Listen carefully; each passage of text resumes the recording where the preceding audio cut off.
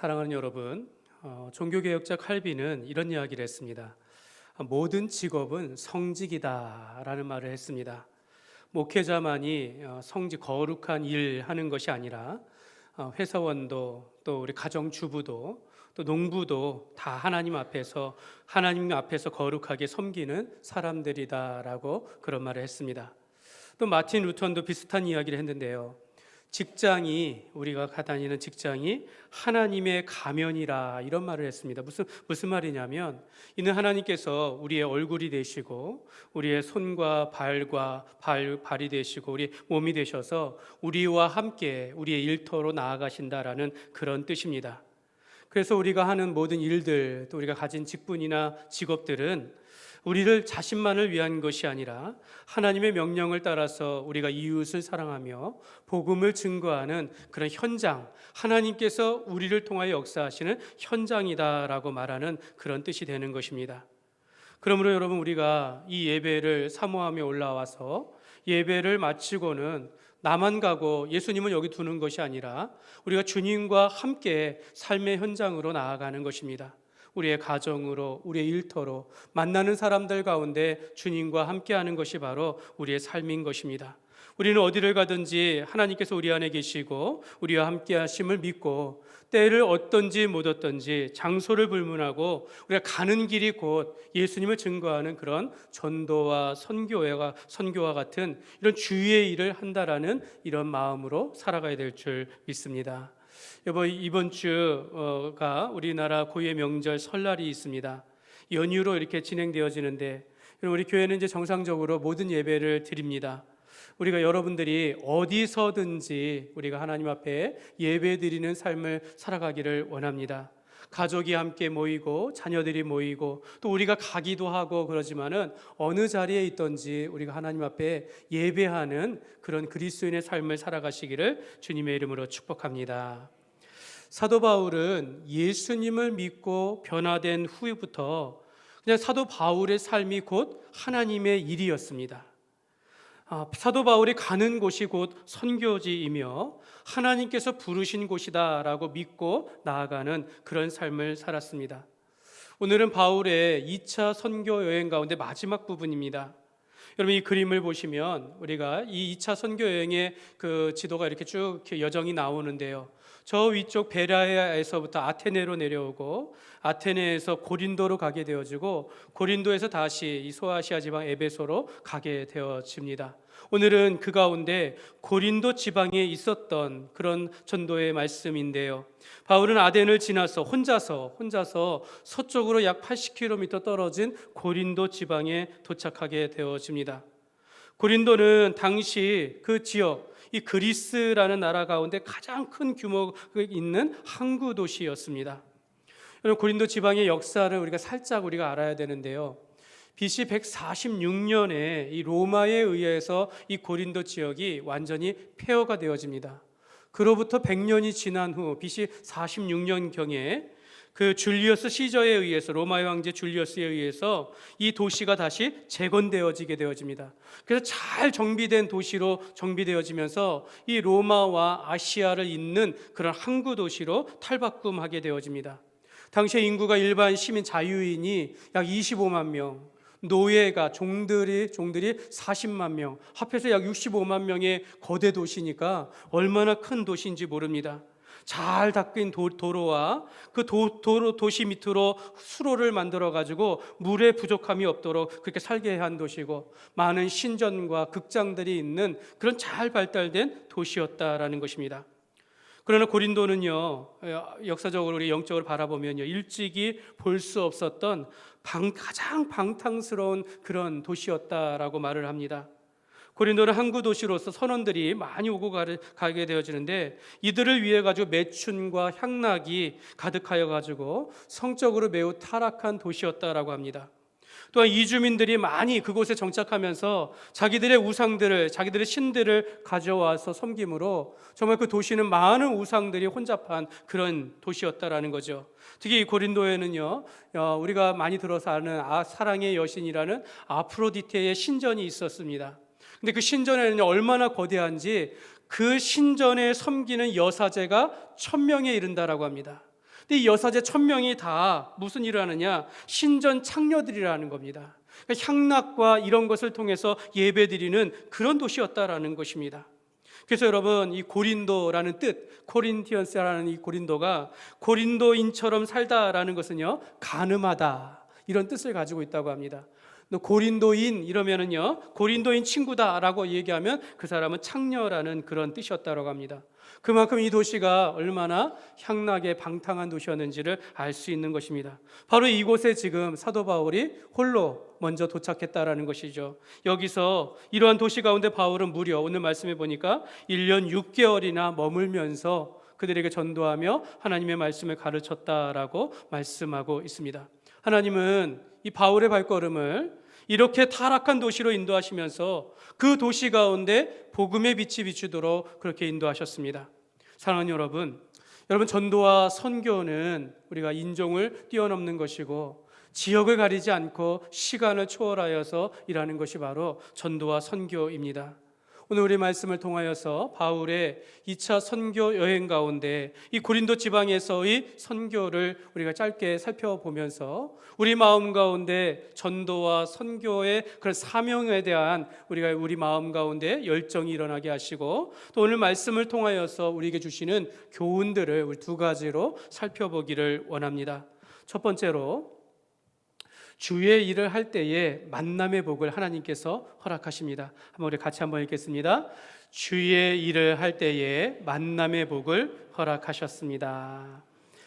여러분, 좀 전에 말씀드렸지만 바울은 저 위쪽 그 동쪽 서단에서 아테네에서 이제 이쪽 서쪽으로 다시 이 고린도로 홀로 내려왔습니다.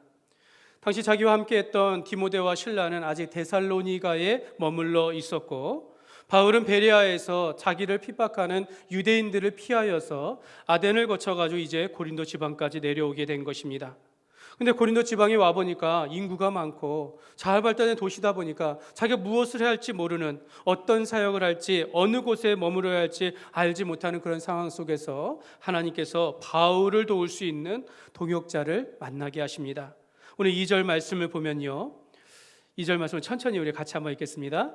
아굴라라 하는 본도에서 난 유대인 한 사람을 만나니 글라우디오가 모든 유대인을 명하여 로마에서 떠나라 한 고로 그가 그의 아내 브리스길라와 함께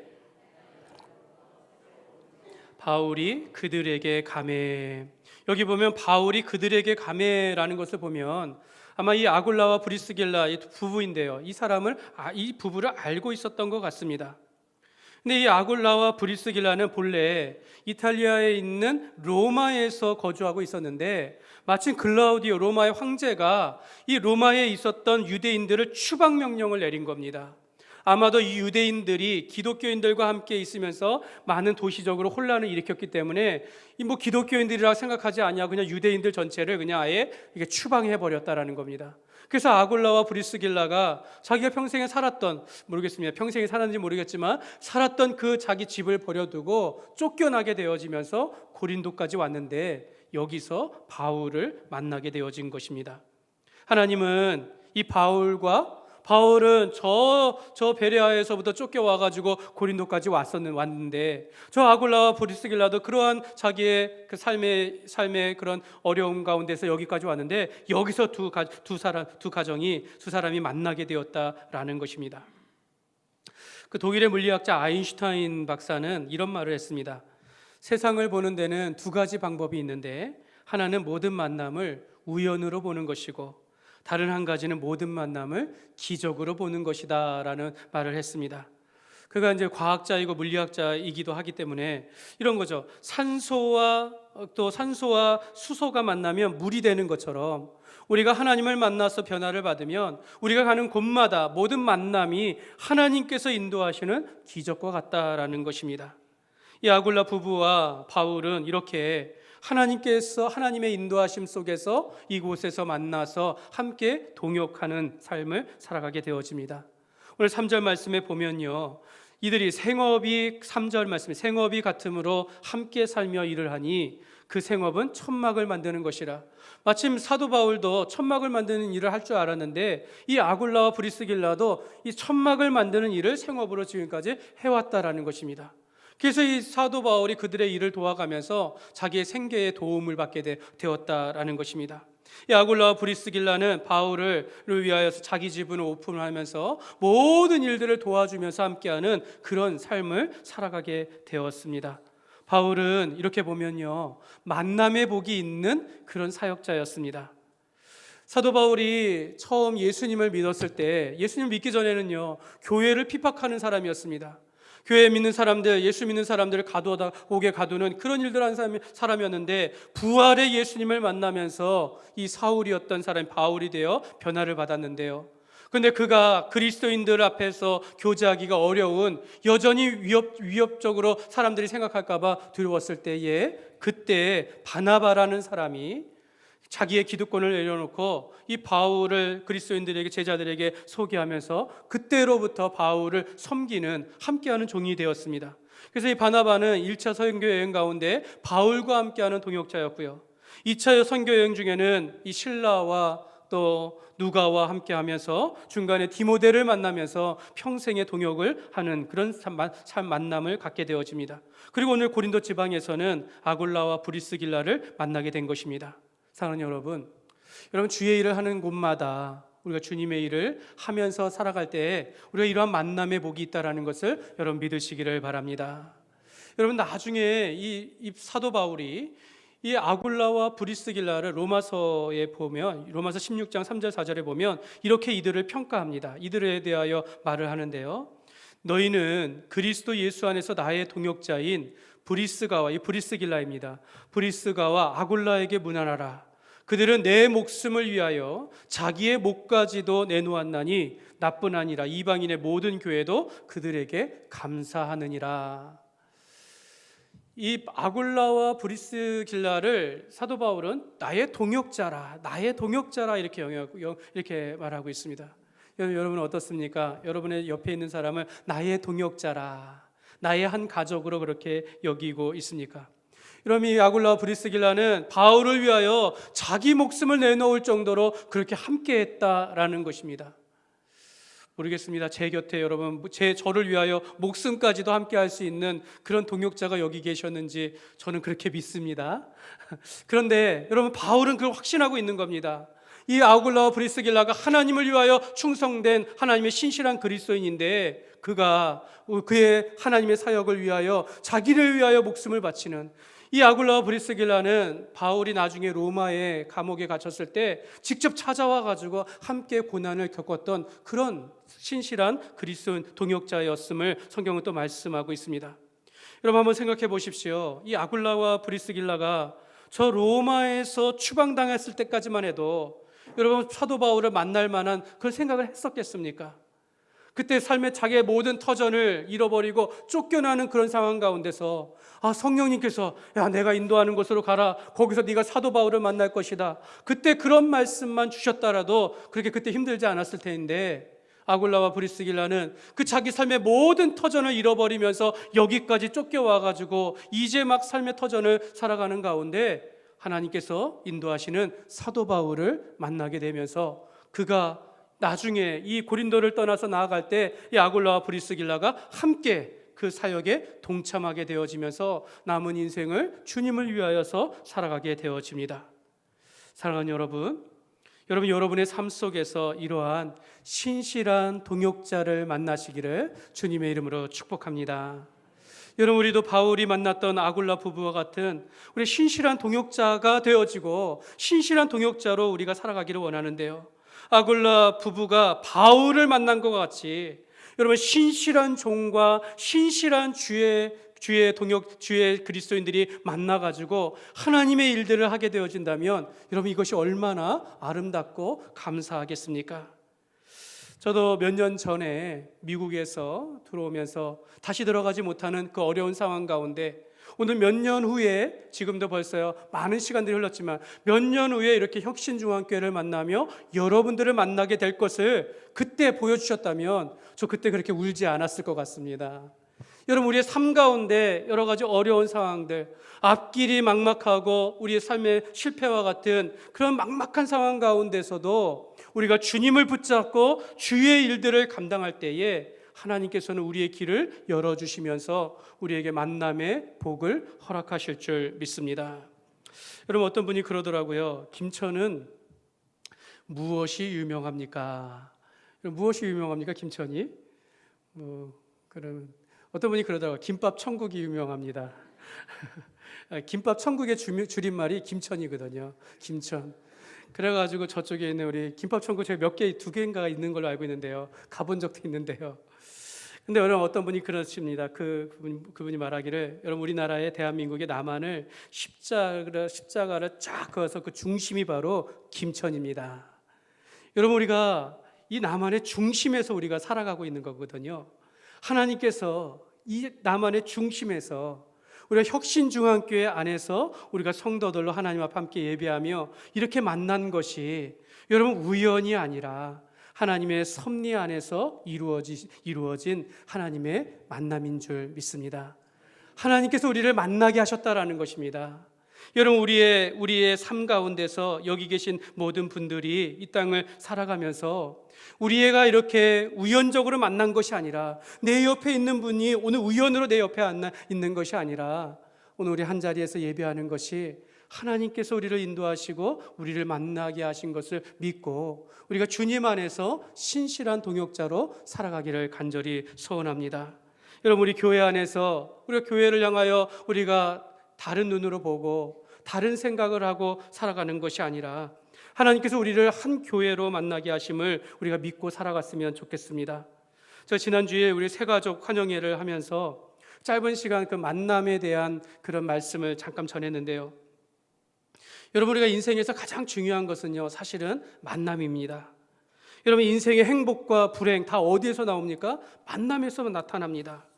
여러분, 내가 내 남편, 내 아내, 내 자녀들, 내가 어떻게 바라보고 이 하나님께서 내게 주신 만남이라 생각하면 내 어떤 상황 속에서도 감사하며 하나님 앞에 감사하며 영광을 돌릴 수 있고 내가 불평하지 않을 텐데, 내가 우연적인 만남으로 내 삶을 불평하게 되어지면 이 좋은 만남도 우리가 버릴 수 있다라는 것입니다. 여러분, 이 땅도 좋은 씨앗을 만나야 좋은 땅이 되어지는 것이고, 이 씨앗도 좋은 땅을 만나야 풍성한 열매를 맺는 것입니다. 여러분, 왕이 좋은 백성을 만나야 좋은 왕으로 그렇게 이 역사에 남게 되어지는 것이죠. 세상 사람들은 만남을 우연이라고 하지만 우리는 모든 것이 하나님의 섭리 안에서 이루어지는 만남이다라는 것을 우리가 기억했으면 좋겠습니다. 여러분, 우리의 인생 가운데 최고의 만남이 누구입니까? 바로 예수 그리스도인 줄 믿습니다. 우리가 예수 그리스도를 만남으로 인하여서 우리의 인생의 모든 것의 의미를 알게 되어지고 인생의 방황을 그치게 되었다라는 것이죠. 그리고 우리가 좋은 교회를 만나고 좋은 교회된 성도들을 만남을 통하여서 우리의 남은 인생 행복한 삶을 살아가는 것입니다. 하나님 안에서 우리가 후회되지 않는 인생을 살아가는 것, 신실한 동역자를 만나고 신실한 종을 만남을 통하여서 우리가 바른 길로 허튼 길로 가는 것이 아니라 하나님을 바라보며 끝까지 나아갈 때 여러분, 우리의 인생이 우리가 행복한 그런 인생이 되는 줄 믿습니다. 사랑하는 여러분, 우리가 주의 일을 하며 이 땅을 살아가면서 서로에게 우리가 존귀한 그런 동역자가 되기를 주님의 이름으로 축복합니다. 여러분, 우리가 주의 일을 하는 것이, 내가 이 사람과 함께하고 함께하는 것이 행복해야 되는 거 아니겠습니까? 여러분, 우리가 누구 때문에 만났습니까? 예수님 때문에 만난 관계입니다. 여러분, 우리가 함께 예배하고 함께 신앙생활하면서 함께 주의 일을 하도록 동역자로 하나님께서 우리를 불러주셨다라는 것입니다. 여러분, 우리의 만남을 우연이 아니라 하나님의 섭리 가운데 이루어진 만남이라는 것을 우리가 알아야겠습니다. 여러분, 여러분의 가정은 어떻습니까? 여러분이 남편을 만나고 아내를 만나고 여러분 부모와 자녀들, 이것이 우연적인 만남이 아니라 하나님께서 짝지어 주신 것이고, 여러분의 자녀들은 하나님께서 여러분의 가정에 보내주신 최고의 선물이라고 성경은 말씀하고 있습니다. 여러분, 이것을 우리가 소홀하게 여기는 것이 아니라 우리가 부유하든지 가난하든지 아프든지 건강하든지 우리의 어떤 형편에 있든지 상관없이 우리가 함께 된 것 자체가 하나님께서 인도하신 만남이니 우리가 늘 감사하면서 살아가야 될 줄 믿습니다. 사랑하는 여러분, 우리가 하나님의 신실한 일꾼이 되기를 원합니다. 여러분, 우리 교회가 주님 안에서 만난 것이 정말 하나님의 뜻임을 우리가 알고 하나님께서 우리를 보내주시는 방문하는 사람들, 우리가 만나는 이 모든 사람들을 우연으로 여기는 것이 아니라 하나님께서 인도하신 만남으로 여기면서 우리가 주님 안에서 정말 신실한 동역자가 되어지고 주님 안에서 참된 행복을 누리며 살아가는 그런 교회가 되시기를 주님의 이름으로 축복합니다.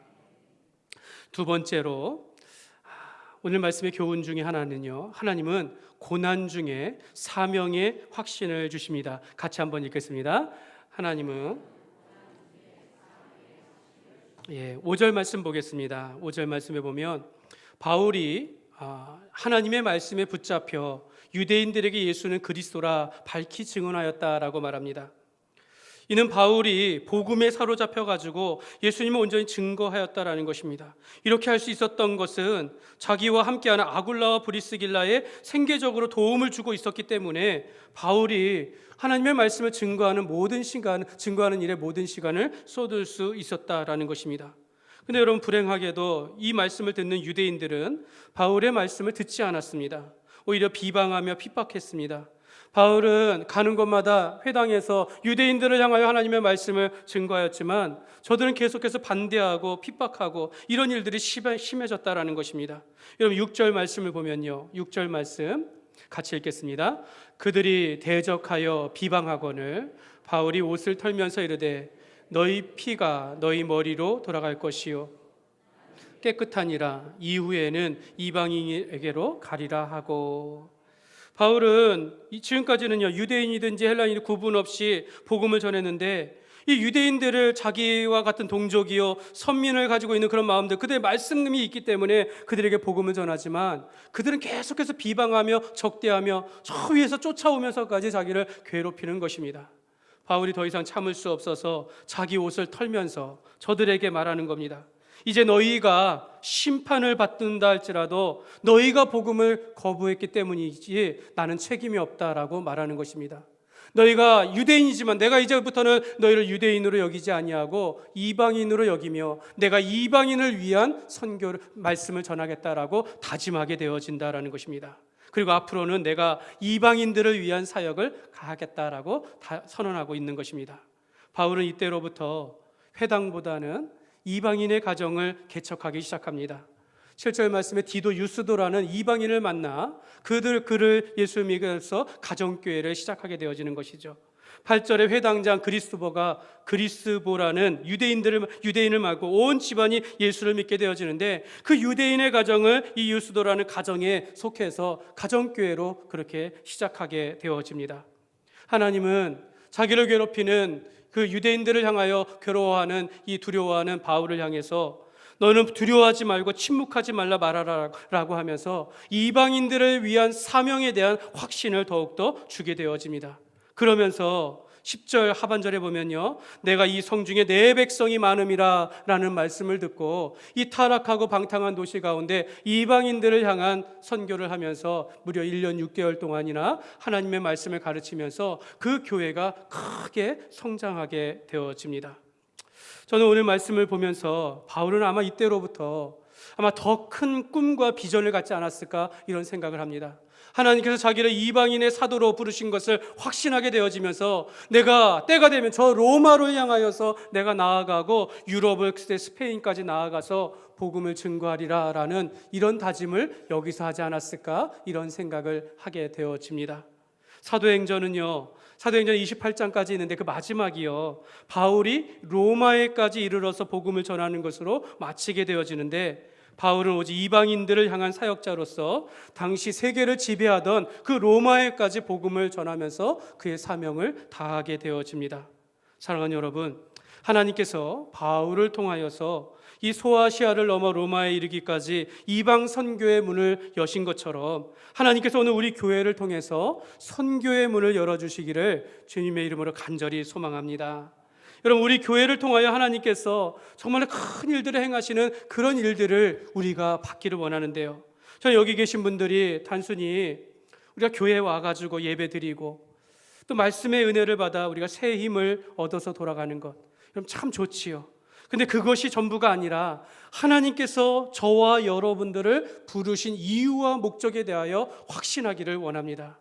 다른 말로 말하면 우리에게 주시는 사명을 붙잡고 우리가 살아가기를 원합니다. 날마다 우리가 매일매일 살아가면서 이 치열한 삶의 현장 하루하루를 살아가는 것이 고되고 힘든 것이 아니라 이제는 주님 앞에 붙잡힌 바 되어서 이제는 우리가 하나님께서 우리를 불러주신 그 목적을 따라서 사명을 쫓아서 살아가는 그런 삶이 되었으면 좋겠습니다.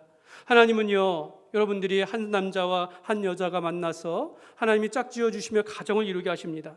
자녀를 낳아서 복이 되는 가정들을 이루게 되어집니다. 여러분, 그런데 이게 전부가 아니다라는 것이죠.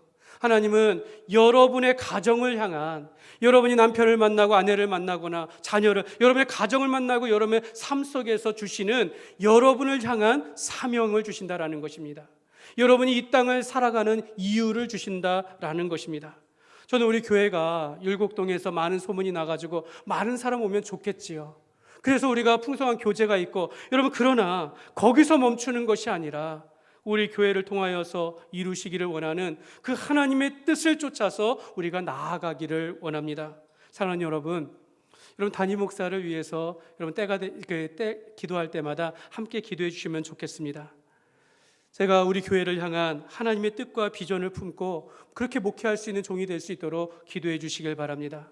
물질에 시험 들지 아니하게 하시고 겉으로 보이는 것에 대하여서 만족하는 것이 아니라 하나님께서 오늘 이 시대에 교회를 향한 그 주님의 뜻과 그 사명을 분명히 알아서 우리 주의 종과 성도들이 함께 하나님의 뜻을 이루어가는 교회가 될 수 있도록 여러분들이 함께 기도해 주시기를 바랍니다.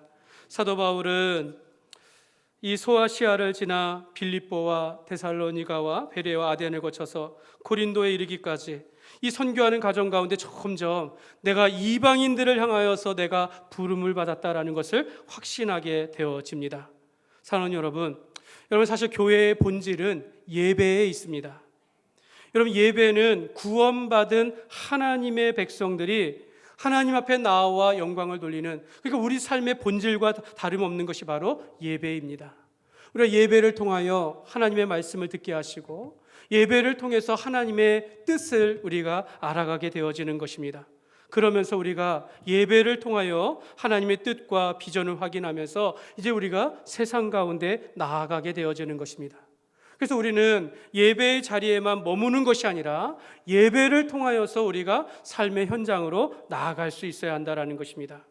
우리가 이러한 사명 감당하는 일에 하나님께서 우리 교회에 전도의 문을 열어주시고 선교의 길을 열어주시기를 간절히 소망합니다. 새해 우리의 교회에 주시는 말씀 가운데 세상의 빛과 소금이 되라, 이런 말씀을 들었습니다. 여러분, 우리가 세상 가운데 하나님의 자녀답게 살아가는 것이고 하나님 나라의 백성답게 우리가 살아가면 살아갈수록 여러분, 세상 가운데 보이지 아니하는 비판과 비방과 여러 가지 핍박을 받을 수밖에 없다라는 것입니다. 그런데 이런 일, 우리가 주의 일을 하면 할수록 우리를 방해하는 악한 영들의 역사는 많을 수밖에 없다라는 것이죠. 그런데 9절 말씀에 이렇게 말합니다. 밤에 주께서 환상 가운데 바울에게 말씀하시되 두려워하지 말고 침묵하지 말고 말하라. 여러분, 이 사도 바울이 이런 고난 가운데 있을 때 멈추게 하는 것이 아니라 네 멈추지 말고 계속해서 말하라라는 것입니다. 내가 이 성 가운데 내 백성들을 두었으니 네가 말하라, 두려워하지 말고 침묵하지 말라라고 사명을 더욱더 북돋아 주었다라는 것입니다. 사랑하는 여러분, 우리가 살면서 고난 가운데 있을 때, 어려움이 있을 때 거기서 낙심하고 절망하는 것이 아니라 하나님은 너의 두려워하지 마라, 내가 침묵하지 말고 나아가라라고 우리에게 말씀하고 있는 것입니다. 마태복음 24장 14절, 우리에게 가장 중요한 말씀 중에 하나인데요, 같이 한번 읽겠습니다. 이 천국 복음이 모든 민족에게 증언되기 위하여 온 세상에 전파되리니 그제야 끝이 오리라. 아멘. 많은 사람들이 오늘 종말의 시대에 살아간다라고 이야기하면서 지진이 일어난다, 전쟁이 난다, 사람들이 반목한다, 개인주의다. 여러분, 그거 가지고 종말을 우리가 판단하면 안 되는 것입니다. 그것이 언제 멈출 그것이 아니라 우리가 주님께서 다시 오시는 그 날은 이 온 땅에, 온 만민 가운데 세상 끝까지 복음이 전파될 때 그제야 끝이 온다라고 분명하게 말씀하고 있습니다. 우리가 세상 사람들과 같이 세상의 종말을 바라보는 것이 아니라 오늘 우리는 우리의 사명을 쫓아서 땅 끝까지 이르러서 복음의 증인이 되어지는 이 삶을 가지고 우리가 세상의 종말을 바라볼 수 있어야 한다는 것입니다. 그러므로 우리가 밟고 있는 그곳이, 여러분이 삶을 살아가는 그 현장이 바로 전도의 현장이요, 선교의 현장이요, 땅 끝까지 이르러 복음을 증거하는 그 현장이다라는 것을 믿고 우리가 사명을 쫓아 살아가시기를 주님의 이름으로 축복합니다. 말씀을 맺겠습니다. 사실 저는 이 사도행전의 설교를 하면서 사실 처음부터 소원이 하나 있었습니다. 이 사도행전의 말씀을 하면서 우리 교회가 전도의 문이 열려지고 선교하는 일에 많이 헌신되는 그런 교회가 되기를 바라보면서 이 사도행전의 말씀을 전하기로 그렇게 기도하면서 시작하였습니다.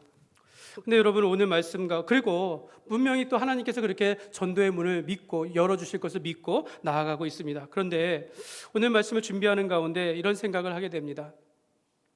여러분의 삶을 보니까 매일매일 자녀를 키우고 양육하느라 얼마나 힘든 그 주부들, 아내들을 생각하게 되어집니다. 가정을 건사하기 위하여, 자녀들을 위하여서 매일매일 삶의 현장 속에서 일해 나가고 있는 그 아빠의 모습들, 여러분 하루하루 일하지 않고선 살 수 없는 우리 농부들의 삶들을 보면서 과연 이 자리에서 우리가 전도합시다, 나아갑시다, 우리 선교하러 갑시다 라고 했을 때 이 아굴라와 브리스길라와 같이 자기의 모든 삶을 버려두고 쫓아갈 사람이 과연 몇 명이나 있을까 생각하게 되는 것입니다. 여러분, 그러실 수 있겠습니까? 아굴라와 브리스길라와 같이 여러분의 삶의 모든 것을 내버려두고 저와 함께 주의 일을 감당할 수 있겠습니까? 여러분, 이것이 힘들다라는 것이죠. 여러분, 제가 서두에 이런 말씀을 드렸습니다. 모든 직업은 성직이다. 여러분, 칼빈이 이런 말을 하지 않았습니까? 하나님은 우리가 거하는 그 자리가, 우리가 일하는 그 일터에서 하나님의 명령을 따라서 그리스도의 복음을 실천하는 장이 되게 하셨다라는 것입니다. 여러분, 오늘날 우리가 다른 나라 갈 필요 없이 우리나라가 곧 선교의 자리입니다. 여러분, 어렸을 때 교회 한번 다니지 않았던 사람들 다 다녀봤다고 하지만 다 떠나간 사람들이에요. 이제 우리가 그들을 다시 불러들여야 한다는 것이죠. 마틴 루터가 그 10대 젊었을 때 그 구두 수선공의 일을 했다고 합니다. 사람들이 많이 지나가는 자리에서 그 구두 이렇게 한 모퉁이에서 구두 수선공의 일을 하는데, 전날 하나님의 말씀을 보면서 하나님의 말씀을 보는 가운데 하나님께서 이렇게 말씀합니다. 내가 내일 너를 찾아가겠다. 너를 만날 것이다. 그런 말씀을 생각하면서 오늘 일을 하고 있는데, 그 밖에 추운 겨울인데 어느 이 차갑고 매서운 바람 부는 날 낡은 장화를 신고 헐벗은 늙은 병사 한 사람이 이렇게 눈을 치우고 있는 것을 보게 됐다는 겁니다. 그래서 그 사람을 불러가지고 잠시라도 들어와서 따뜻한 차를 대접했다라고 합니다. 그러면서 이제 그 사람이 갔고, 조금 후에 또 한 여자가 허름한 옷을 입고 아기를 안고 추워 떨고 있는 그 한 여인을 바라보면서 그 여인을 들어오게 해가지고 이제 몸을 녹이고 스프를 먹이면서 잠시 몸을 녹이고 돌아가게 했다라고 합니다. 그러면서 그 두 사람이 이 늙은 병사와 이 아기 엄마는 매우 감사하면서 눈시울을 그렇게 하면서 그 어려운 시대에 그렇게 돌아갔다라고 합니다. 그날 밤에 주님께서 그에게 말씀하셨다고 합니다. 그 사람들이 바로 나였다라고 했다고 합니다. 하나님께서는 그 병사와 아기 엄마에게 이 루터를 만나가지고 최고의 선물을 받게 하신 것입니다. 그러니까 루터가 저 사람들의 인생에 있어서 최고의 만남, 의미 있는 만남이 되게 하셨다라는 것입니다. 사랑하는 여러분, 우리 인생 가운데 우리는 이미 하나님을 만남으로 최고의 행복을 받았습니다. 여러분, 우리가 주님 안에서 이렇게 함께 모여서 신실한 동역자로서 살아가는 것이 얼마나 감사한지 모르겠습니다. 이제 하나님께서는 오늘 우리에게 말씀하시는 거죠. 너도 나아가서 누군가의 의미 있는 만남이 되어라. 너도 누군가에게 최고의 만남이 되어지는 그런 삶을 살아가라라고 말씀하고 있습니다. 여러분, 이것이 전도요, 선교인 줄 믿습니다. 그러므로 여러분, 이제 설 명절이 다가오는데 여러분들이 어느 자리에 있든지 누구를 만나든지 그 속에서 그리스도의 사랑과 복음을 증거하는 그런 삶을 살아가시기를 주님의 이름으로 축원합니다.